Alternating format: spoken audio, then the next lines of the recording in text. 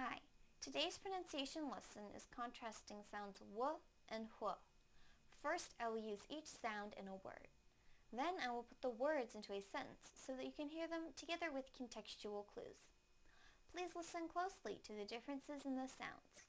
First, the w sound in the word which, which, which. Now the hu sound in the word which, which, which.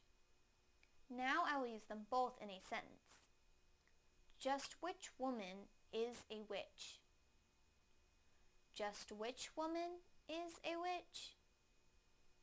Just which woman is a witch? Thank you for watching CartoonEnglish.tv's pronunciation lesson.